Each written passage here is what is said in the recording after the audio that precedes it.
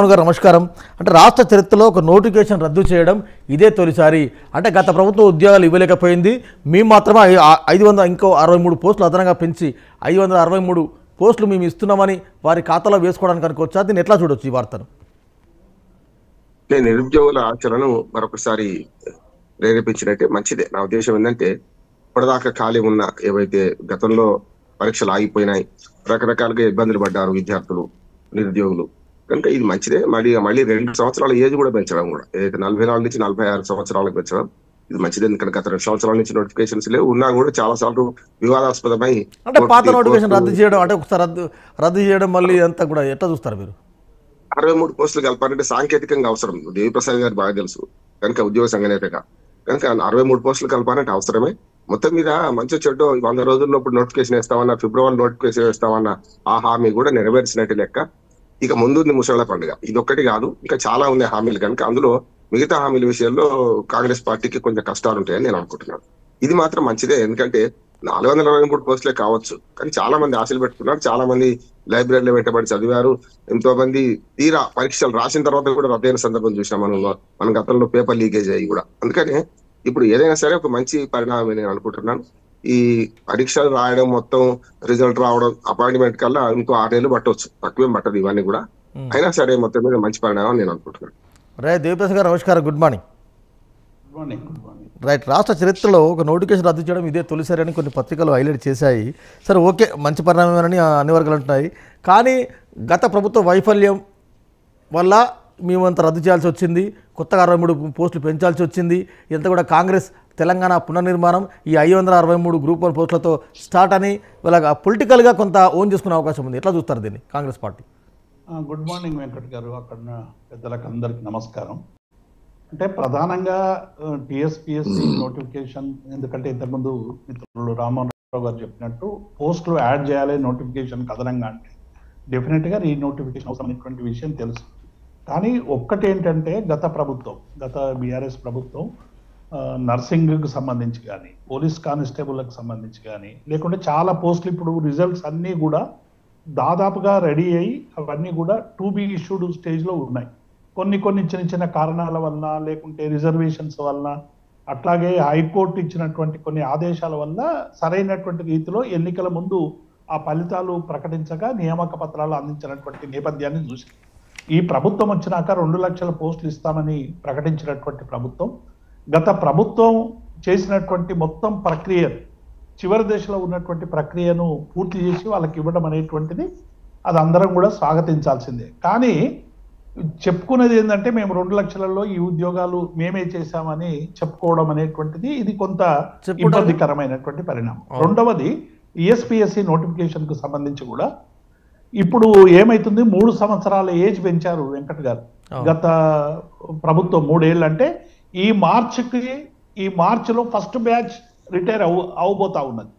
అంటే దాదాపుగా రిటైర్మెంట్ల ప్రక్రియ అనేటువంటిది 50 నుంచి 61కి పెంచడం వల్ల 3 ఏళ్ల పాటు రిటైర్మెంట్ లేవు ఈ రాష్ట్రంలో. ఇప్పుడు ఇక్కడి నుంచి స్టార్ట్ అవుతున్నటువంటి నేపథ్యంలో పాత నోటిఫికేషన్ ఐస్టీజ్ గా చేసి మళ్ళీ అగెనెస్ట్ గా ఏవైతే కొత్త పోస్టులు వస్తాయో, ఎందుకంటే రిటైర్మెంట్ వల్ల ఉత్పన్నమయ్యేటువంటి ఖాళీలన్నింటినీ కూడా కలిపి మళ్ళీ ఒక నోటిఫికేషన్ ఇస్తే సరిపోయేది అనేటువంటి ఒక భావన కూడా ఇవాళ చాలా ఉంది. ఎందుకంటే మళ్ళీ ఇప్పుడు ఇవ్వడం వల్ల మళ్ళీ ఖాళీలు ఏర్పడతా ఉంటాయి, ఎందుకంటే చాలా కాలంగా రిటైర్మెంట్ లేవు కాబట్టి ఇవి చేయాల్సి ఉండే. కానీ ప్రభుత్వం ఏం ఆలోచనతో ఏంటంటే, ఈ 2-3 విషయాల మీద వచ్చినటువంటి ప్రచారాన్ని అనేటువంటి ఒక భావనను తుడిచే విధంగా మేమే నోటిఫికేషన్ ఇచ్చినాం, మేమే ఉద్యోగాలు ఇస్తున్నామని చెప్పుకునేటువంటి క్రమంలో ఇది చేసింది. ఏదేమైనా నిరుద్యోగులకు అవసరం, ఎందుకంటే టీఎస్పీఎస్సీ 2 సార్లు ఇబ్బందులు పడ్డారు, అనేక సమస్యలు వచ్చినాయి. ఇవి ఏవైనా ఉద్యోగార్థుల కోసం ఇటువంటి ప్రక్రియ ప్రారంభించాలి. 2 లక్షల ఉద్యోగాలు 1 సంవత్సర కాలంలో పూర్తి చేస్తామని రాష్ట్ర ప్రభుత్వం హామీ ఇచ్చింది రేవంత్ రెడ్డి గారి నాయకత్వంలో. డెఫినెట్ గా ఆ వైపుకు పయనించాలని మేము విజ్ఞప్తి చేస్తా ఉన్నాం వెంకట్. రద్దు నేపథ్యం గత ప్రభుత్వాల వైఫల్యం అని చెప్పే అవకాశం ఉంటుంది, దాన్ని మీరు ఫేస్ చేయాల్సి ఉంటుంది వాటి నుంచి. ఇప్పుడు వెంకట్ గారు, ఒకవేళ అటువంటిదే ఉంటే 25,000 ఉద్యోగాలు మొత్తం ప్రాసెస్ కంప్లీట్ అయ్యి ఇవాళ నోటిఫికేషన్లు ఇచ్చి నియామకాలు 25,000 ఇచ్చిందంటే డెఫినెట్ గా ఆ ప్రభుత్వం చేసినటువంటి కృషి వల్ల కదా. ఏ ప్రభుత్వమైనా కంటిన్యూ ప్రాసెస్ వెంకట్ గారు, ఆ ప్రభుత్వమైనా ఈ ప్రభుత్వమైనా ప్రజల కోసం, నిరుద్యోగుల కోసం, రైతుల కోసం పనిచేయాల్సినటువంటి సందర్భం. కాబట్టి మీరు కొత్తగా నోటిఫికేషన్స్ ఇప్పుడు పిఆర్సి కమిటీ వేస్తే అందులో 191,000 ఖాళీలు ఉన్నాయని చెప్పి మా మీద పదే పదే చెప్పారు కదా. ఇవాళ మీరు ఖాళీల కోసం మళ్ళీ ఎందుకు ఆ కమిటీ రిపోర్ట్నే ప్రామాణికంగా తీసుకొని మీరు నోటిఫికేషన్లు వేయొచ్చు కదా వెంకట్ గారు. ఇదంతా కూడా ఏంటంటే గత ప్రభుత్వం అన్ని తప్పులు చేసింది, గత ప్రభుత్వం ఏమీ చేయలేదు, గత ప్రభుత్వం వల్ల అనేక సమస్యలు ఎదురైనాయని చెప్పుకొని టైం పాస్ చేసేటువంటి ప్రక్రియకు ఈ ప్రభుత్వం పోతున్నది అనేటువంటి విషయం వాస్తవం. ఎందుకంటే నోటిఫికేషన్ వేసినారు, పార్లమెంట్ ఎన్నికలు వస్తా ఉన్నాయి, డెఫినెట్ గా కొంత టైం వాళ్ళకు దొరికేటువంటి అవకాశం ఉంది.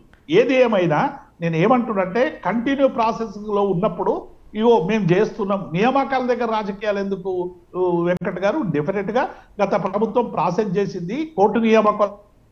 అందుకే ఇందాక రామోహన్ గారు అన్నారు ముందుంది ముసల పండుగ. చాలా ఒక్కటి చెప్పి నేను ముగిస్తా వెంకట్ గారు. ఈ నియామకాలకు సంబంధించి కూడా ముఖ్యమంత్రి గారు నియామక పత్రాలు ఇస్తా ఉన్నారు, మంచిదే. ఎందుకంటే ముఖ్యమంత్రి గారు కొత్త ఉద్యోగుల్ని కలిసి ఇవ్వడం అనేటువంటిది స్వాగతిద్దాం. కానీ వారికి చెప్పేటువంటి ఏదైతే సందేశం ఉంటుందో, మొన్న పోలీస్ కానిస్టేబుల్కి సందేశం ఏం చెప్పారు వెంకట్ గారు? ఈ తెలంగాణ అనేక ఆకాంక్షల నుంచి తెచ్చుకున్నటువంటి తెలంగాణ కాబట్టి తెలంగాణ పౌరులకు ఫ్రెండ్లీగా ఉండాలి, ప్రజల పట్ల బాధ్యతతో వెలగాలి అని చెప్పాల్సింది పోయి మీరు అందరూ కట్టెలు పట్టుకొని రెడీగా ఉండండి, ఎవరైనా అటు ఇటు చేస్తే చేద్దామని ప్రతిపక్ష నాయకుల మీదకి ఉరిమి చూసేటువంటి పద్ధతిగా మొన్న మాట్లాడేటువంటి పద్ధతి, నిజంగా ఇటువంటి మాటలు మాట్లాడకుంటే బాగుంటుంది అనేటువంటిది మేము ఇచ్చేటువంటి సలహా వెంకట గారు. రైట్ రైట్ రామోహన్ గారు, చాలా ఆంధ్రప్రదేశ్ ఇటు తెలంగాణలో చాలా పొలిటికల్ ఇష్యూస్ ఉన్నాయి. రైట్, ముఖ్యంగా మూర్తి గారు ఒక 5-10 నిమిషాల్లో మళ్ళీ మీ దగ్గరికి వస్తాను. ఓన్లీ 5 minutes వస్తాను నేను మళ్ళీ దగ్గరికి, అలానే ఉండండి. రైట్ రామోహన్ గారు, ముఖ్యంగా పొత్తు, ఈ ఆంధ్రప్రదేశ్లో పొత్తు, తెలంగాణలో పొత్తు, ఈ పొత్తు అంశాలు పెద్ద ఎత్తున చర్చగా కొనసాగుతుంది. నాకు తెలిసి 100% ఆ టీడీపీ ఎన్డీఏలో చేరుతుంది, రేపు మాపు అధికారిక ప్రకటన వస్తుంది. కానీ తెలంగాణలో బీఆర్ఎస్తో పొత్తు ఉంటుంది అని కొన్ని పత్రికలు 2-3 రోజులుగా రాస్తున్నాయి. కానీ నిన్న లక్ష్మణ్, కిషన్ రెడ్డి, బండి సంజయ్, లక్ష్మణ్ అయితే అసలు మాది ఒంటరి పోరే, పోయిపోయిగా మునినావతో పెట్టుకుంటామంటారు. మాజీ విప్ బాల్కసుమన్ కేసీఆర్కి బీఆర్ఎస్లో డేవన్ నుంచి ఉన్నారు కదా, ఈవెన్ దేవి ప్రసాద్ ఇట్లాంటి పెద్దలు కూడా, ఇలాంటి సీనియర్లు కూడా మాకు బీజేపీతో పొత్తు ఉండదని ఓపెన్ చెప్తున్నారు. కానీ ఈ నెల 22న ఢిల్లీకి కేసీఆర్ వెళ్తున్నారు, డెఫినెట్ పొత్తు ఉంటుంది, పొత్తుపై కేసీఆర్ ఆరా తీస్తున్నారు. పొత్తు ఉంటే ఎట్లుంటుంది, పొత్తు ఉండకుండా ఎట్లా ఉంటుంది? కానీ వారు పొత్తు లేదంటున్నారు, వీరు పొత్తు లేదంటున్నారు. మరి స్పెక్యులేషన్స్ ఎక్కడ వస్తున్నాయి? నిప్పులేందే పొగ రాదు కదా. వెంకట గారు, ఇదంతా మైండ్ గేమ్ అంటున్నాను. ఎందుకంటే ప్రజలతో మైండ్ గేమ్ ఆడుకుంటే ఏమైందో బండి సంజయ్ గారు మొన్న చెప్పారు కదా, మేము టీఆర్ఎస్ ను దించడానికి అనేక ప్రయత్నాలు చేసినాం, మా విమర్శలన్నీ ఎవరు పనికొచ్చినాయి అంటే కాంగ్రెస్ పనికొచ్చినాయి అన్నారు కదా. ఇది నిజమే. అందుకని ఇక్కడ ఎవరు, ఆనాడు కూడా చెప్పాను నేను, 3 ముక్కల ఆట ఉంటుంది, 2 ముక్కల ఆట ఉండదు, ఎవరు కలవరు. కాకపోతే మైండ్ గేమ్ కాంగ్రెస్ బీజేపీ ఒకటేనేమో టీఆర్ఎస్ అంటది, బీఆర్ఎస్ అంటది, బీఆర్ఎస్ బీజేపీ ఒకటనే వీళ్ళు అంటారు. ఏ టీం బి టీం అనేది అర్థమైంది కదా మనకైతే. ప్రజలు ఏమైందంటే ఆ ప్రభుత్వ వ్యతిరేక ఓటును చీల్చుకుంటే, బీజేపీ ఎక్కువ చీల్చుకుంటే లాభపడతా అని కేసీఆర్ అనుకున్నారు. ఏమైంది చివరికి అంటే అది తక్కువ తీసుకున్నది, ఇటు పక్కన మిగతా అవన్నీ ప్రతిపక్షాల మన అధికార పక్షానికి వ్యతిరేక ఓటు అంతా కూడా ఇటు కాంగ్రెస్ కు సమీకృతమైంది. అందుకనే రాజకీయాలు ఎప్పుడు సోషల్ కెమిస్ట్రీ వెంకట గారు. సోషల్ కెమిస్ట్రీలో ఎప్పుడు ఏమవుద్దు చెప్పలేము, హెచ్ఓటు ఎట్లా అవుద్ది అనేది మనం కెమిస్ట్రీలో చెప్పగలుగుతాం, కానీ రాజకీయాలు చెప్పలేం. కానీ ఇప్పటికి కూడా నా అంచనా ఏంటంటే ఈ 3 ముక్కల ఆటే ఉంటది. కాకపోతే బీజేపీ గట్టిగా ప్రయత్నం చేస్తుంది ఈసారి. ఎందుకంటే పోయినసారి కంటే మనకు అసెంబ్లీ ఎన్నికల్లో 6 నుంచి 14% వచ్చింది కదా. గతంలో 2019-18 అసెంబ్లీ ఎన్నికలకు చూసుకుంటే దాని ప్రకారం చూసుకుంటే ఒకటే సీట్ వచ్చింది, ఇప్పుడు 14% వచ్చింది. అట్లా గతంలో పార్లమెంట్ లో 2019లో 19% ఓట్లు వచ్చినాయి బీజేపీకి.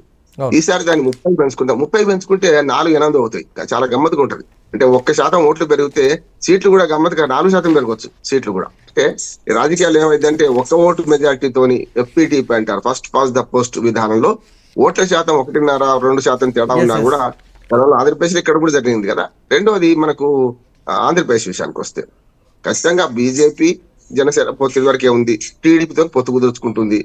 అట్లానే మనకు మూడోది ఏంటంటే బీజేపీ ఇంకా బయటకు పడడం లేదు, ఇంకా ఏది పూర్తిగా ఎన్డీఏలో మనకు టీడీపీని చేర్చుకుంటున్నామని చెప్పి మంచి పరిణామం. అంటే ఎదురుగ్గా శత్రువును ఓడించాలంటే ఆయన సింగిల్ గా వస్తే మనందరం కలవాలి అని వీళ్ళు అనుకుంటున్నారు.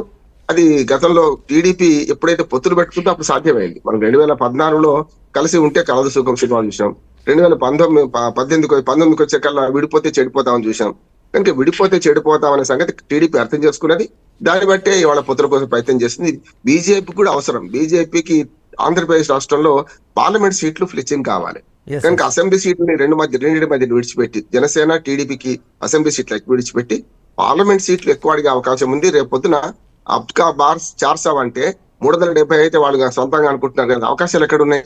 కనుక కొత్త అవకాశాలు వెతుక్కోవాలి. కనుక ఆంధ్రప్రదేశ్ లో ఓ 3, 4 పార్లమెంట్ సీట్లకు అవకాశాలు వెతుక్కుంటే బాగుంటుందని వాళ్ళు అనుకుంటున్నారు. కానీ వాళ్ళ ఒక పత్రిక హైలైట్ చేసింది, దేవిప్రసాద్ గారు ఎట్లా రేట్ అవుతారు కానీ కేసీఆర్ కాళ్ళబేరం, మోడీతో స్నేహానికి గులాబీ బాస్ ప్లాన్, ఇప్పటికే పీఎం అపాయింట్మెంట్ కోసం రిక్వెస్ట్, ఓకేనా లేదా అనేది 2 రోజుల క్లారిటీ, 22వ తేదీ తర్వాత ఢిల్లీకి బీఆర్ఎస్ అధినేత, నాడు ప్రధానిపై తిట్లు, నేడు సఖ్యత కోసం పాట్లు. ఈ వార్తను ఎట్లా చూస్తారు రామ్మోహన్ రావు గారు? అంటే రాజకీయాల్లో శాశ్వత శత్రువులు శాశ్వత మిత్రుడు ఉంటారు ఎప్పుడు కూడా. అంటే నిన్న తిట్టుకునే వాళ్ళు వాళ్ళ పొగుడుతాయి, వాళ్ళ పొగిడిన రేపు తిట్టుకుంటాయి. అంటే తమ నిలవలు దప్పిన తమ మిత్రులు శత్రువులకు గదరాసుమతి అని సుభద శతకం గతంలో చెప్పింది కూడా. కనుక ఇప్పుడేమైందంటే తిట్టడం ప్రేమించిన పెద్ద సమస్య కాదు. ప్రేమలు పుడతాయి, కొత్తగా ద్వేషాలు కూడా పుడతాయి. కనుక గతంలో మోడీ గారి బహిరంగ సభలో మన అసెంబ్లీ ఎన్నికల్లో బహిరంగ సభలో అంతకన్నా ముందు డైరెక్ట్ చెప్పారు కదా, నా కొడుకును కేటీఆర్ ను ముఖ్యమంత్రి చేస్తాను, మీరు ఆశీర్వదించండి అని పోతే నేను ఆశీర్వదించలేదు. ఎప్పుడు రహస్య సంభాషణలు ఇట్లా పెద్దవాళ్ళు బయట పెట్టదు, కరెక్ట్ కాదు. నా ఉద్దేశం ఏంటంటే మన ఇద్దరు ఏదో మాట్లాడుకున్నాం అనుకోండి ఆఫ్ ద రికార్డు, దాని ఇక్కడ బయటపడిన సరైనది కాదు కదా. అది పెట్టినా కూడా అది పెద్దగా. ఒక్క మాట చెప్పండి రామ్మోహన్ గారు, మీకున్న అనుభవంలో ఇప్పుడు గత ఎన్నికల్లో కూడా ఎన్నికల్లో గత 10 ఏళ్ల క్రితం ఇదే బీజేపీ టీడీపీ పొత్తు ఉండదు, ఇక్కడ తిట్టుకున్నారు అక్కడ తిట్టుకున్నారు, కానీ చివరగా అక్కడ నుంచి మళ్ళీ పొత్తు అనౌన్స్ చేశారు ఢిల్లీ నుంచి. ఇప్పుడు కూడా అట్లే జరుగుతుంది అనుకుంటున్నాను నేను. అట్లే చూడొచ్చు. ఇప్పుడు రాజకీయాల్లో ఏది అసాధ్యం అని గుర్రం ఎగరానవచ్చు, సాధ్యం కాదని నేను అంటలేను. కానీ ఇప్పుడున్న పరిస్థితులలో మోడీ గారు బీఆర్ఎస్ ని కలుపుకుంటారా అనే సమస్య. ఎందుకంటే కాంగ్రెస్ ఓడించాలని బీఆర్ఎస్ ని కలుపుకోవాలి, మంచిదే. కానీ అది మోడీ గారి ఇప్పుడు ఇద్దరే, అటు మోడీ గారు కానీ సీతయ్య ఎవరు చెప్పే ఇటు పక్కన కేసీఆర్ గారు కానీ అవసరాల కోసం పొత్తులు ఉంటాయని నేను అనుకుంటున్నాను. అవసరాల కోసం ఎప్పుడు పొత్తులు ఉంటాయి? బీజేపీ బీఆర్ఎస్ ఒకటే అని మేము గతంలో చెప్పినాం. నిజమైన ప్రతిపక్షం మేమే అని వీళ్ళకైతే ఒక ఆయుధం ఇచ్చినట్టు అవుతుంది కదా. ఒకవేళ పొత్తు ఉంది అనుకోండి, చెప్పారండి బీఆర్ఎస్ బీజేపీ ఒకటే ప్రచారం చేశారు, మైనార్టీ ఓటు బ్యాంక్ అంతా కూడా వెళ్ళిపోయింది, ఇక కొత్తగా చేసే ప్రచారం ఏముంది, కొత్తగా చేసే నష్టం ఏముంది? అందుకని ఇప్పుడు పార్లమెంట్ సీట్లు సాధ్యం గెలుచుకోవాలి. మనకు ప్రభుత్వ వ్యతిరేక ఓట్లు ఇంకా సమీకరించబడలే, కాంగ్రెస్ వ్యతిరేక ఓట్లు సమీకరించబడలే, బీఆర్ఎస్ వ్యతిరేక ఓట్లు అట్లాగే ఉన్నాయి. బీజేపీ రాష్ట్రానికి ఏం చేయలేదని ఒకటి ఉన్నది, అంటే ఆ విభజన హామీల విషయంలో మాట్లాడాలి. ఒకవేళ బీజేపీతో పొత్తు పెట్టుకుంటే బీఆర్ఎస్ కూడా నష్టపోయే అవకాశం ఉంటుంది. చెప్పలేము. ఒక్కోసారి ఒక మిత్రుడు కలవడం వల్ల మీ స్నేహం అనేది ఒకసారి చెడగొట్టే పరిస్థితి ఉంటుంది. కనుక రాజకీయాల్లో ఏమైనా జరగవచ్చు. మీరు అన్నట్టు ఆ 2 పార్టీలు కలిస్తే ఇటు పక్కన కాంగ్రెస్ ఒంటరిగా ఉంటది, ఇటు పక్క 2 పార్టీలు ఉంటాయి. అది ఏమైనా సరే ఇంకొక నెలలో స్పష్టత రావచ్చు. ముఖ్యంగా మోడీ గారి మీద ఆధారపడి ఉండదు. మోడీ గారు మళ్ళీ కేసీఆర్ గారిని ధర్నా చేయనిస్తారా లేరా అనేది చూశాం కదా. తిట్టుకున్న టీడీపీ బీజేపీ వాళ్ళు కలుస్తున్నారు కదా. అందుకని ఇది కూడా సాధ్యం కాదని నేను అంటలేను. కానీ రాజకీయాలు ఏదైనా అవకాశం ఏ అవకాశాన్ని కూడా విడిచిపెట్టుకోరు రాజకీయ పక్షాలు ఎన్నికల కోసం. రైట్ రామ్ కుమార్ గారు నమస్కారం, గుడ్ మార్నింగ్. గుడ్ మార్నింగ్ అండి వెంకట్ గారు. మనం లోగడ చర్చిస్తూనే ఉన్నాం, ఏపీలో బీజేపీ జనసేన టీడీపీ పొత్తు దాదాపు ఖరారైంది. తెలంగాణలోనే ఇంకా క్వశ్చన్ మార్క్ వస్తుంది.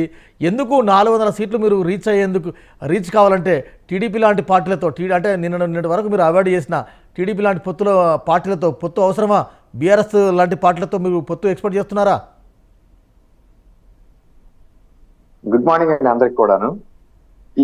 ఈ పొత్తు ఇక్కడ అయిపోయింది ఇలాంటి మాటలు చెప్తున్నారండి ఏపీలో టీడీపీలో.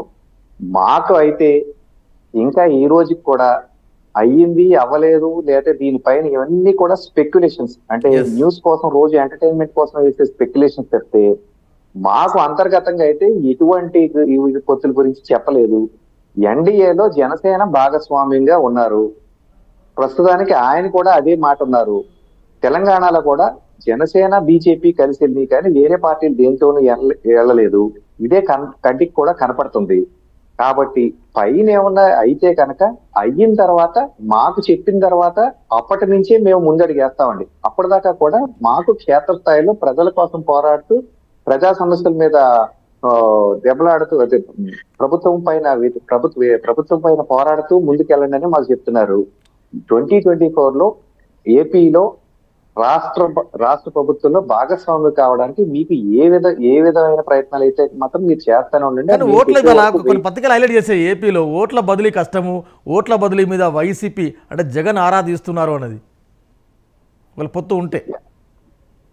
ఏమండి అసలు అదే చెప్తున్నాను, పొత్తు ఉంటే పొత్తు లేకపోతే సరే, పొత్తు ఉంటే ఏం చేయలేదు మా భారతీయ జనతా పార్టీ అనేది ఇప్పుడు అతిపెద్ద సభ్యత్వం కలిగిన పార్టీ అండి ప్రపంచంలోనే.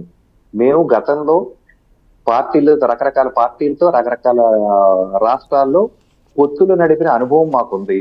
ఎక్కడ ఏం చేయాలి, ఎలా చేయాలి అనే దాని మీద కూడా పూర్తిగా అవగాహన ఉంది. ఇది ఒక సిస్టమేటిక్ గా నడిచే పార్టీ ఇవాళ ఉందండి. ఆంధ్రప్రదేశ్ లో 175 స్థానాల్లో కూడా ఎక్కడెక్కడ ఎలా పోటీ చేయాలంటే ఆల్రెడీ ఇప్పుడు మిగతా వాళ్ళు ప్రకటన చేశారు, మాకు ప్రకటన చేయరు. కానీ option A, option B, option C అన్నిటితోనూ సిద్ధంగా ఉంటారు. ఇది కాక ఎలక్షన్ మేనేజ్మెంట్ కోసం ప్రతి నియోజకవర్గం అంటే 175+25 ఏపీలో చెప్తున్నానండి, అంటే తెలంగాణలో నేను మాట్లాడడం కరెక్ట్ కాదు. 175+25 మొత్తం 200 అంటే పార్లమెంట్ ప్లస్ ఎమ్మెల్యేలకి ఎలక్షన్ మేనేజ్మెంట్ చేయడానికి కూడా ప్రతి అసెంబ్లీకి అదే 200 స్థానానికి కూడా ఎలక్షన్ మేనేజ్మెంట్ ఎలా చేయాలి దాని మీద సంస్థాగతంగా మనుషుల్లో కూడా ఐడెంటిఫై చేసి మేము ఎలక్షన్కి వెళ్ళడానికి సిద్ధంగా ఉన్నాం. అంత మేనేజ్మెంట్ తో చాలా క్లియర్ కట్ గా ముందుకెళ్తాం.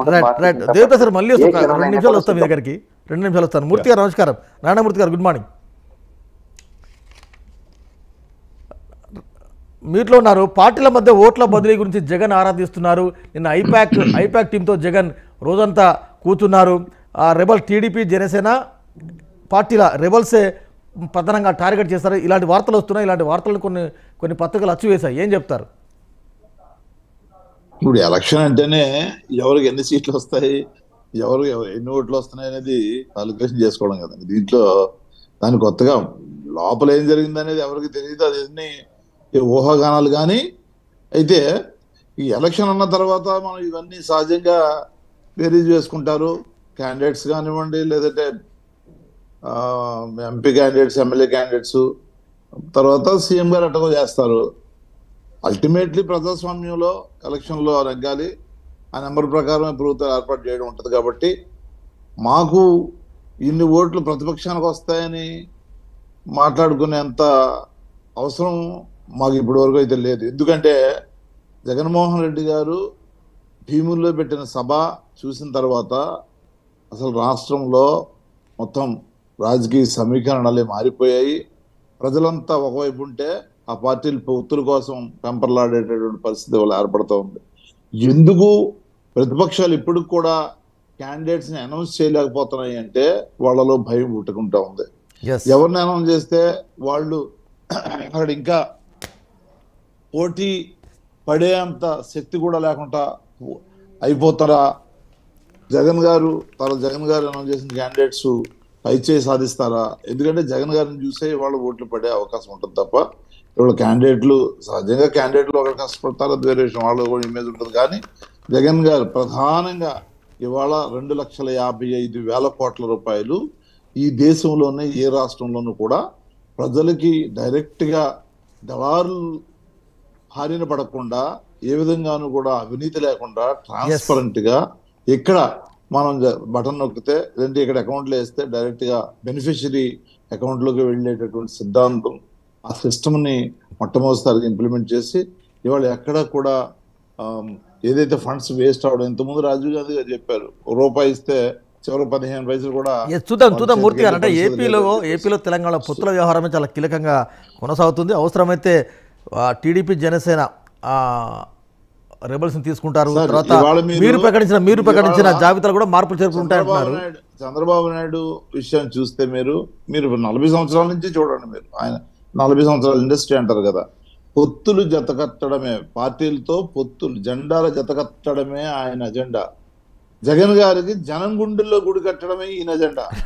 సో ఈ డిఫరెన్స్ డెఫినెట్ గా అక్కడ లోపల జనంలో ఉంది. కాబట్టి నిన్న రాప్తాడులో జరిగిన సభతో మధ్యలో ఏలూరులో జరిగింది, సముద్రాన్ని తలపించింది. రాప్తాడులో అయితే ఈ 2 రాష్ట్రాల్లోనూ కూడా ఎక్కడ ఎప్పుడు చరిత్రలో జరగని విధంగా ఇవాళ 40 కిలోమీటర్ల మేర ఇవాళ మొత్తం ఈ రోడ్ అంతా కూడా బస్సులు, తర్వాత ఈ ట్రాఫిక్. మళ్ళీ వస్తాం మీ దగ్గరికి. ఒకసారి దేవిప్రసాద్ గారు దేవిప్రసాద్ గారు, రైట్, పొత్తుల గురించి గత వారం 10 రోజులుగా పత్రికలు రాస్తూనే ఉన్నాయి. నిన్న లక్ష్మణ్ రెస్పాండ్ అయ్యారు, కిషన్ రెడ్డి రెస్పాండ్ అయ్యారు, మొన్న బండి సంజయ్ రెస్పాండ్ అయ్యారు. పోయిపోయి గా పార్టీతోన బీఆర్ఎస్ మునిగిపోయి నావా అని ఒక రకంగా ఈసడించుకునే పరిస్థితి. మరొకప్పుడు నిన్న బాలకృష్ణ కూడా తెలంగాణ భవన్ నుంచి అడ్రస్ చేశారు పొత్తు ఉండదని.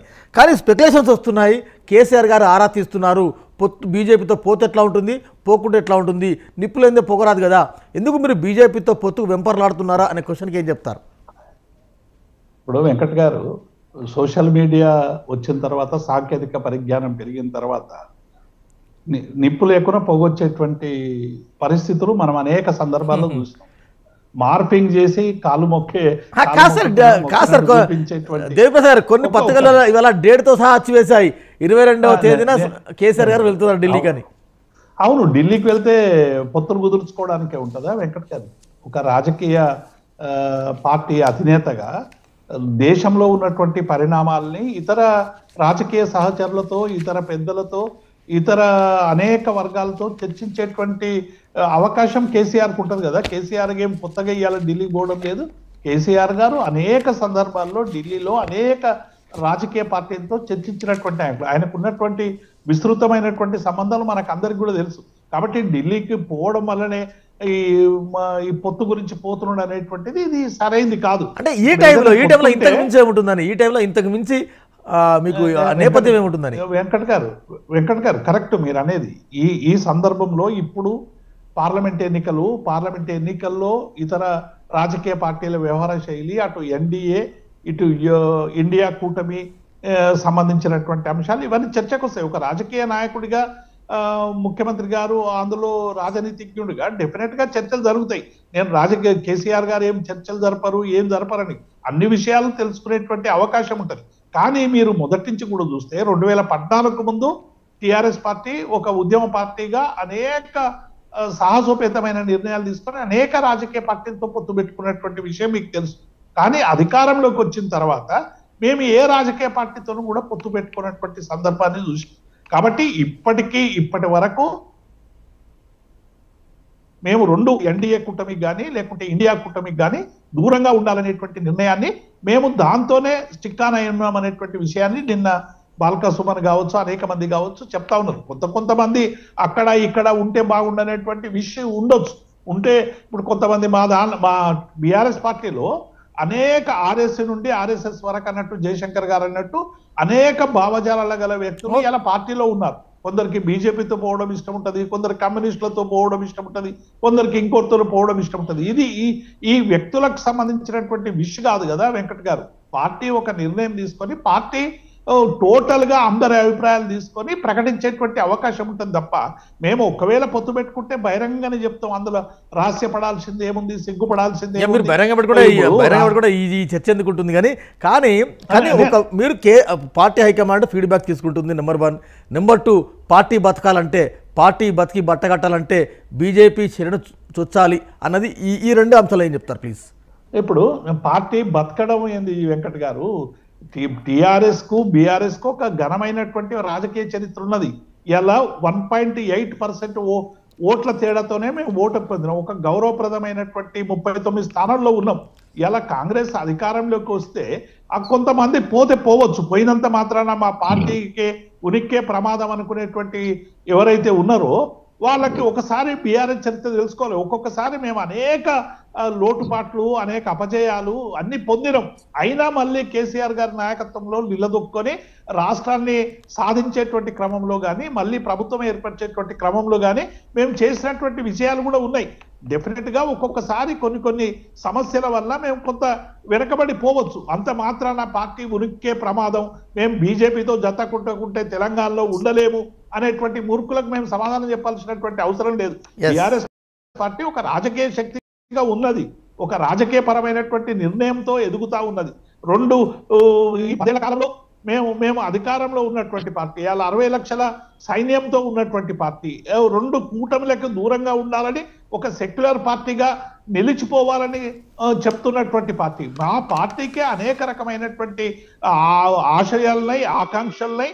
వీటికి అవసరం కోసం మేము పోరాడతాం తప్ప మేము మా ఎగ్జిస్టెన్స్ కోసం ఇవాళ మేము పోరాడాల్సినటువంటి అవసరం లేదు. ప్రజలే బీఆర్ఎస్ పార్టీని కాపాడుకుంటారు.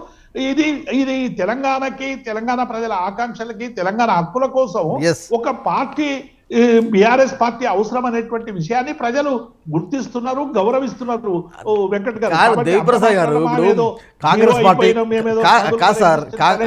కాదండి, మీరు పార్టీలో సీనియర్ అండి. కాదు సార్, ఉంటే ప్రకటిస్తాం. దానిలో కాంగ్రెస్ పార్టీ చేస్తున్న దాడులు, కాంగ్రెస్ పార్టీ చేస్తున్న మీ మీద ఈ దాడులన్నీ, భావి రోజుల్లో దాడులు, కాంగ్రెస్ పార్టీ ఎట్లా అధికారంలో ఉంది కాబట్టి దాని ఉనికి పెరుగుతుంది, మీ ఉనికి తగ్గుతుంది, ఇవన్నీ ఈ ఈక్వేషన్ నేపథ్యంలో బీజేపీతో పొత్తు తప్ప ఇంకో ఆల్టర్నేటివ్ అనేది మీ ముందు ఆప్షన్ లేదు అనేది ఓపెన్గా చాలామంది మీలాంటి వాళ్ళు ఫీడ్బ్యాక్ ఇచ్చినట్టు కూడా ప్రచారం జరుగుతుంది.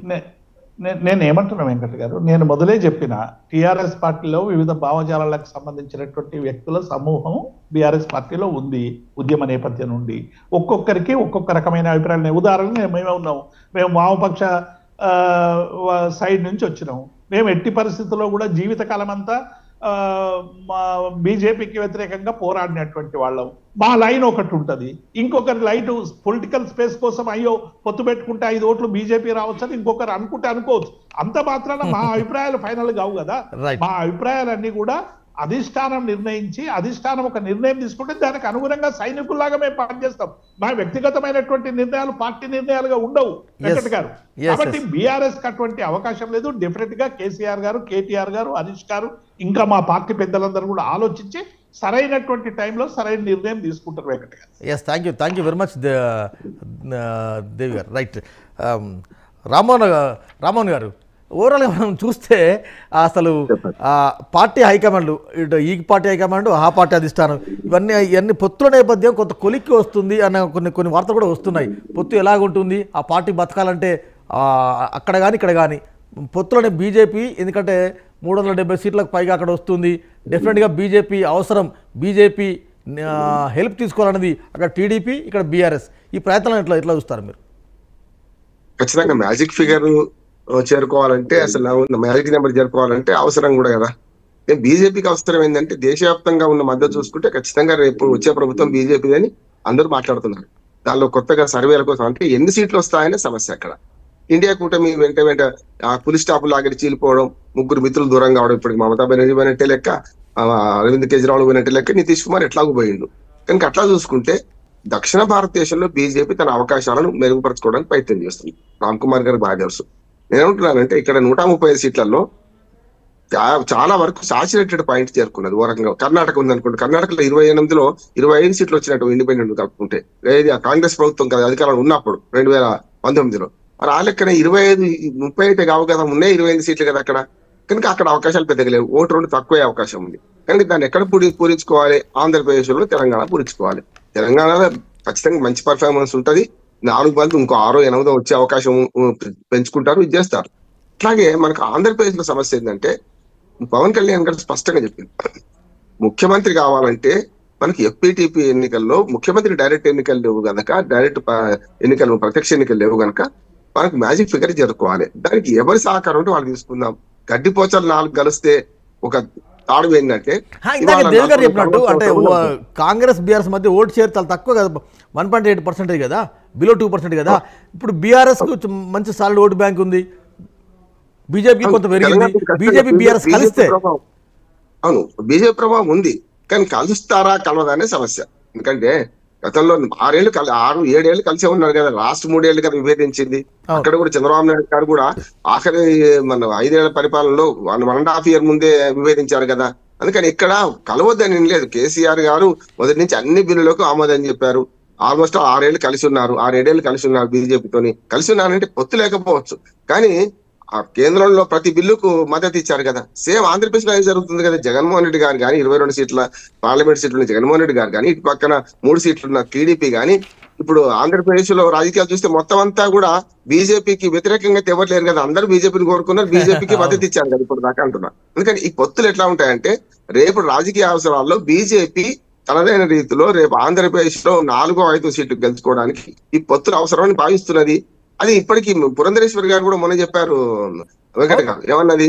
సేమ్ రామ్ కుమార్ గారు చెప్పిన మాట. రామ్ కుమార్ గారు కూడా పార్టీ లైనే కదా, వారు చెప్పిన మాట అంతకుముందు మొన్ననే పురంధరేశ్వరి గారు మాట్లాడారు కదా. బీజేపీ జనసేన పొత్తుంది, ఇంకా దానికి ఖరారు కాలేదు, అయిన తర్వాత చెప్తాము, అధిష్టాన వర్గం చేయని చెప్తే దాని నిర్ణయాన్ని కట్టుబడి ఉంటామని అన్నారు కదా. అదే జరుగుతుంది. ఎట్లాగూ జనసేన బీజేపీ టీడీపీ పొత్తు ఖరారైనట్టు లెక్క. సీట్లు ఎట్లా రేపు పొద్దున ఏ రకంగా పోదామని, ముఖ్యంగా పార్లమెంట్ ఎన్నికల్లో లబ్ధి పొందాలంటే ఆంధ్రప్రదేశ్ లో వచ్చే ఒక్కటే అవకాశం. దక్షిణ భారతదేశంలో తెలంగాణ ఎట్లా ఉన్నది, ఆంధ్రప్రదేశ్ లో అవకాశాన్ని సంపాదించుకుంటే ఎన్ని వచ్చినా జీరో నుంచే కదా. జీరో నుంచి జగన్ రోల్ ఎట్లా ఉంటుంది? జగన్ ఇప్పటికే ఒకసారి ఢిల్లీకి వెళ్ళారు, చంద్రబాబు పోయిన తర్వాత మళ్ళీ వెళ్తారని ఇవాళ కొన్ని పత్రికలు రాశాయి. జగన్ కు ఎట్లాగో వ్యతిరేకంగానే మాట్లాడుతున్నారు. ఇప్పుడు బీజేపీ స్థానిక నాయకత్వం అంతా కూడా జగన్ ఓడించాలంటున్నారు కదా. బీజేపీ ఎక్కడ కూడా, కాకపోతే గల్లీలో కుస్తీ ఢిల్లీలో దోస్తీ అని నడుస్తున్నదని అందరూ అనుకుంటున్నాం చట్నీ. కనుక ఢిల్లీకి వచ్చే కల్లా జగన్మోహన్ రెడ్డితోనే అయితే బీజేపీ స్నేహం చేస్తే నేను అనుకుంటలేను. ఇది వేరు, అవసరార్థం వేరు. అందుకని జగన్మోహన్ రెడ్డి గారు కానీ కేసీఆర్ గారు అని ఒక మాట ఎప్పటికంటున్నారు, కేంద్రంలో బీజేపీ వీక్ గవర్నమెంట్ వచ్చి మ్యాజిక్ ఫిగర్ కన్నా తక్కువ వస్తే మా ప్రభావం ఉంటది, అట్లా చూపిద్దామని అనుకున్నామని తప్పుడు అంచనాలు వేసుకున్నారు. కేసీఆర్ గారు గతంలో 2019లో తప్పుడు అంచనాలు వేసుకున్నారు. ఇప్పుడు కూడా జగన్మోహన్ రెడ్డి గారు ఏమంటున్నారు, అక్కడ బీజేపీకి మ్యాజిక్ ఫిగర్ చేరకపోతే మా ప్రాంతీయ పార్టీతో అవసరం పడితే అప్పుడు మన ప్రత్యేక హోదా కానీ ఇతరత్ర మన విభజన హామీలు సాధించుకోవచ్చు అంటున్నారు. అది కళ అంటున్నాను నేను. ఇప్పుడు సమస్య లేదు, బీజేపీకి 272 సీట్లు రాకపోవడం సమస్య లేదు, 370 వస్తాయనే ప్రశ్న. కనుక ఈ మధ్య ఎంత వచ్చినా రేపొద్దున మిత్రపక్షాలతోనే గ్యారంటీ అయితే, ఏ సర్వే కూడా ఏం చెప్తుంది, మిత్రపక్షాలతోనైనా సరే బీజేపీ రేపు గవర్నమెంట్ రాబోతుందని అంటున్నారు. అటువంటి అప్పుడు వీళ్ళు ఆశలు పట్టివే కదా. అంటే కేసీఆర్ ఆశపడ్డా జగన్మోహన్ రెడ్డి ఆశపడ్డా తప్పే అవుతుంది అంటున్నాను. వీళ్ళ అవసరం పడదు రేపు బీజేపీకి, గ్యారంటీ. అదే అర్థమైంది. ఇండియా కూటమి చీలిపోతుంది మెల్లమెల్లగా, కకావికలం అంటారు కదా. ఆ మూర్తి గారు నారాయణమూర్తి గారు, ఇంకా ఒక ఇంత ఆశ ఉంది బీజేపీతో చెలిమితో అని ఒక ఆ వార్తల బదులు ఏం చెప్తారు?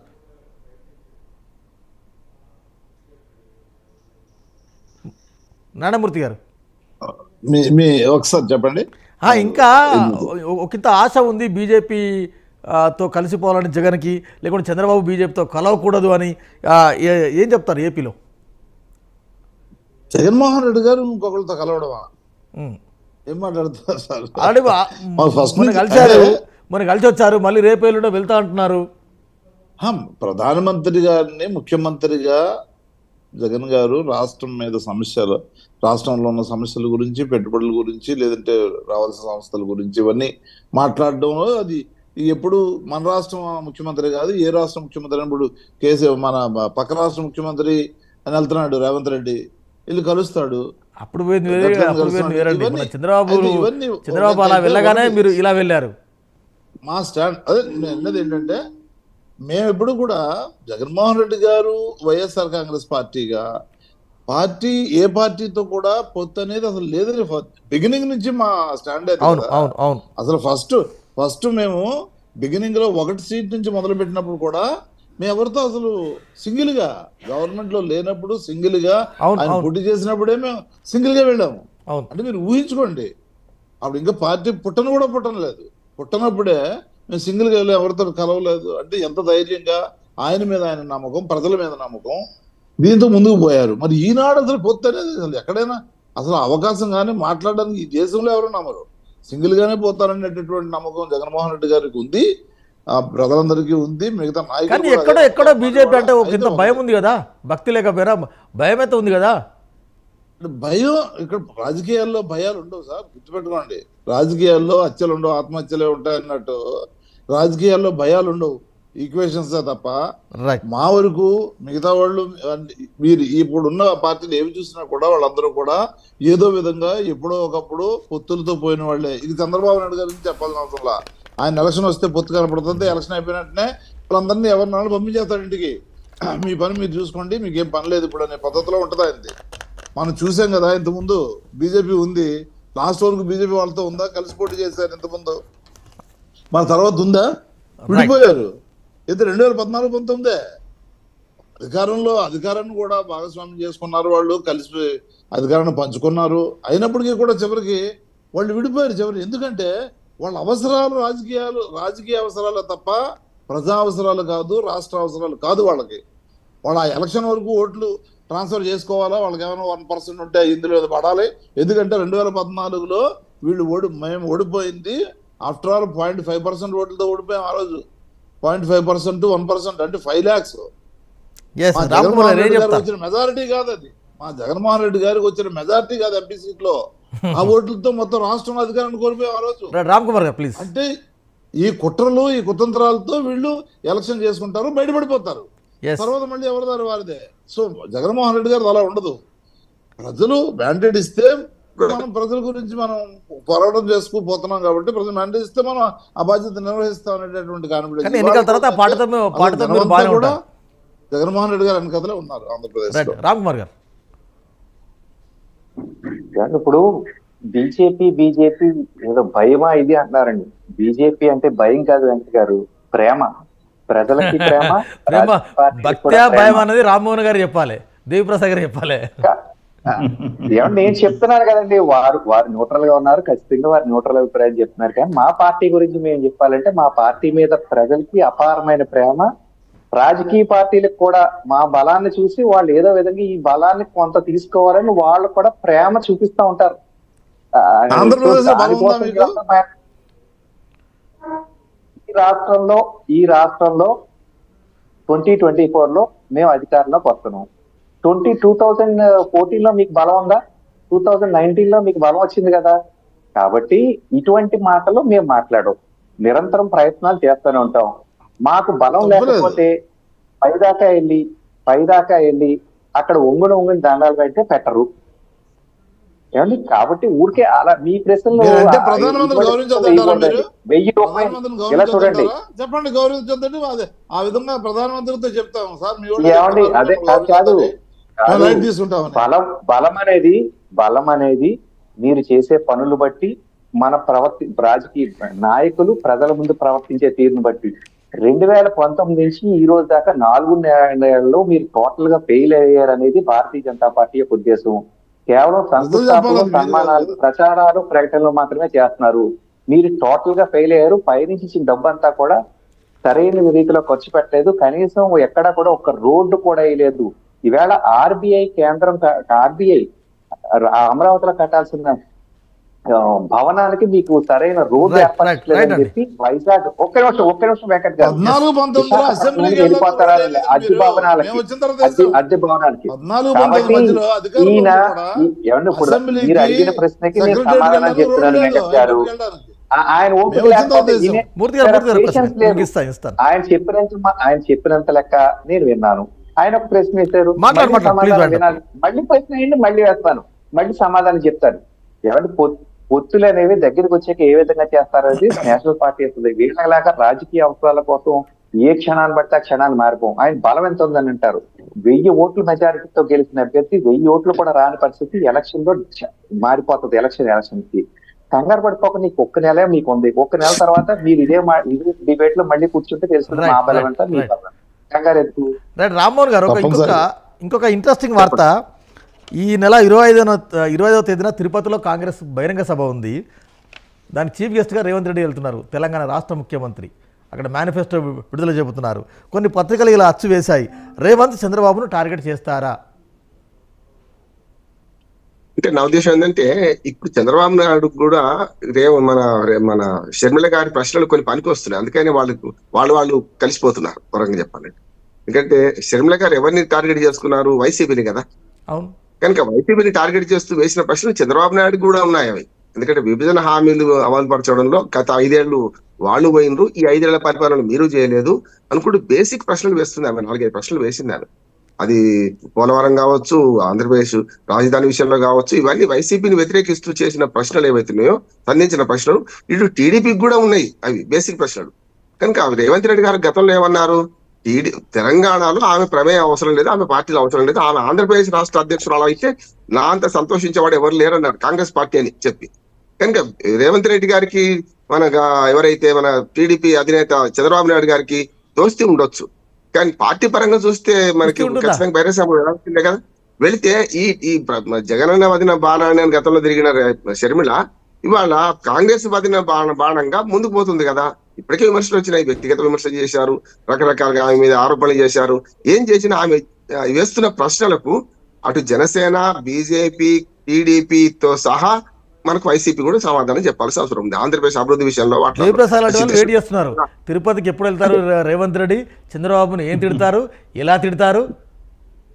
చంద్రబాబుని తిట్టకపోవచ్చు. నేను అనుకుంటుంది అంటే వైసీపీనే టార్గెట్ చేస్తాం ఆయన కూడా. మరి ఎందుకంటే టీడీపీ వైసీపీనే చేయాలి కదండి, target చేస్తాం. చేయలేదా దేవి గారు, దేవి ప్రసాద్ గారు? యా ఇప్పుడు నేను రేవంత్ రెడ్డి అందరిని టార్గెట్ చేసాడు, కాంగ్రెస్ చేయలేదా? సోనియా బలిదేవత అన్నాడు.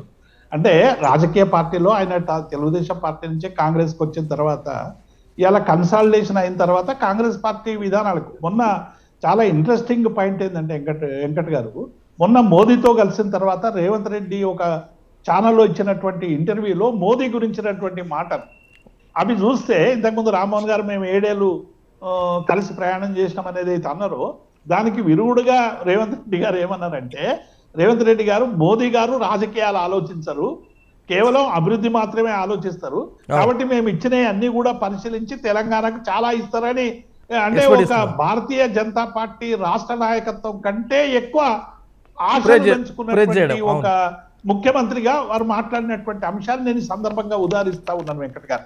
ఎందుకంటే కేంద్రంలో ఉన్నటువంటి ఏ రాజకీయ పార్టీ అయినా రాష్ట్రాలకు సంబంధించినటువంటి హక్కుల విషయంలో సరైనటువంటి రీతిలో స్పందించాలని కదా మనమందరం కోరుకున్నది. ఇలా రేవంత్ రెడ్డి గారు రేపు పోయి అక్కడ చంద్రబాబుని ఏమంటారు, చంద్రబాబు ఎజెండాని ఇక్కడ అమలు చేస్తున్నాడు అనేటువంటి భావన చాలా ప్రచారం అవుతా ఉన్నది. కాబట్టి ఇవన్నీ కూడా రాజకీయాల్లో ఇవేం సర్వసాధారణం అయిపోయింది. నిన్నొక కాదు సార్, అంటే చంద్రబాబుని ఇప్పటివరకు అప్పుడు కానీ ఇప్పుడు కానీ వారు బయటకు వచ్చిన మొన్న ఎన్నికల నేపథ్యంలో కూడా అనేక మంది గుచ్చి క్వశ్చన్లు వేసినా కూడా ఎప్పుడు కూడా పల్లెత్తు మాట చంద్రబాబు అనలేదు. కానీ ఇప్పుడు ఏపీకి వెళ్ళి వెంకట్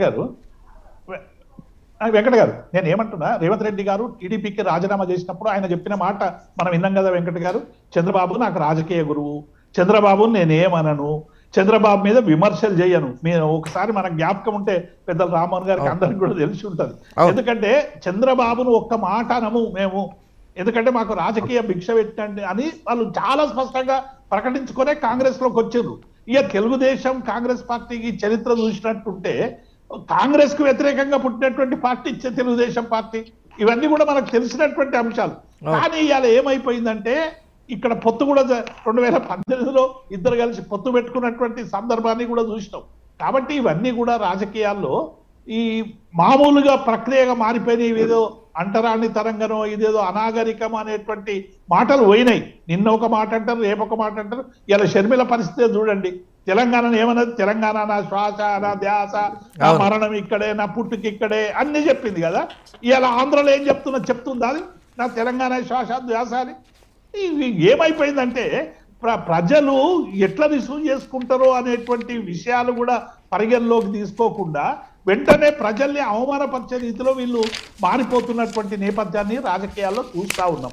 ఇటువంటి వాటిని ఇంకెన్ని చూడాల్సి వస్తుందో వెంకట్.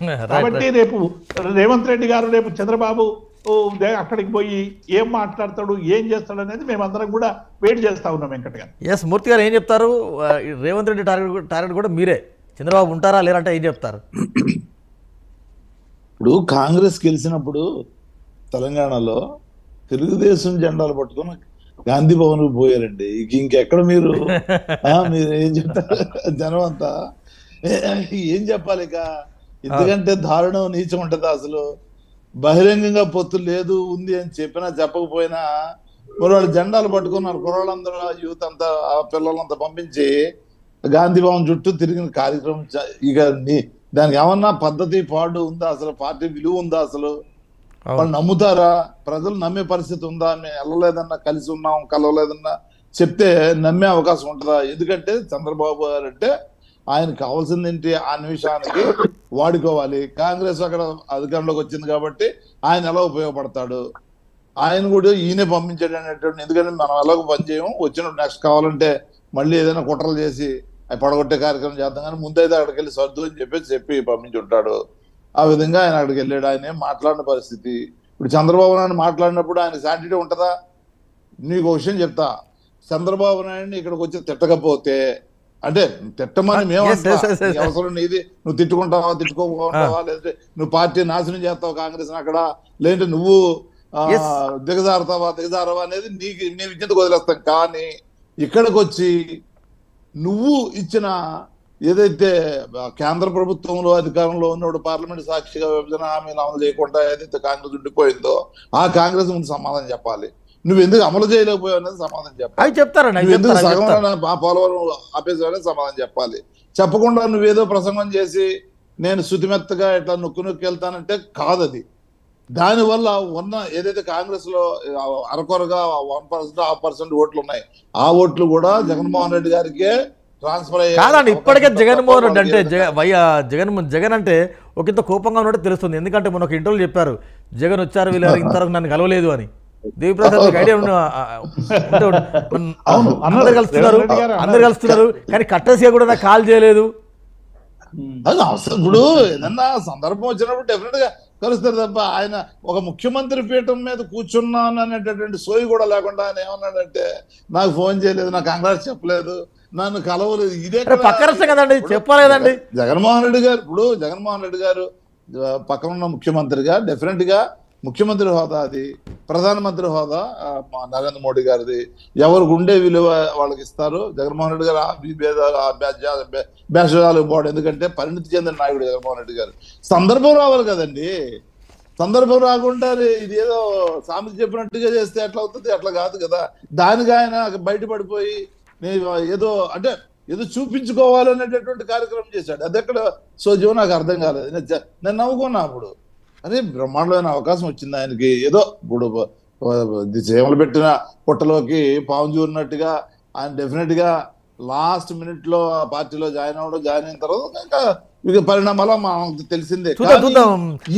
ఇంకొక వార్త, మూర్తి గారు బలమైన నాయకుడు దేశంలో. చూద్దాం ఇంకొక వార్త. జగన్మోహన్ రెడ్డి గారు ఒక బలమైన నాయకుడు. ఆయన మీద కామెంట్ చేసే ముందు ఆలోచించి కామెంట్ చేసి ఉంటుంటే బాగుండేమో. ఆయనకే మనకేం వచ్చేది లేదు. చంద్రబాబు కామెంట్ చేస్తారా, జగన్ టార్గెట్ చేస్తారా చూద్దాం. ఇంకొక వార్త కాదు, బలమైన నాయకుడికి వేళ ఎంపీ క్యాండిడేట్లు కూడా దొరకక ఢిల్లీ లిక్కర్ స్కామ్ లో ఉన్న వాళ్ళని తీసుకొచ్చి పెట్టుకుంటున్నారు. అది మూర్తి గారు ఇంకొక వార్త.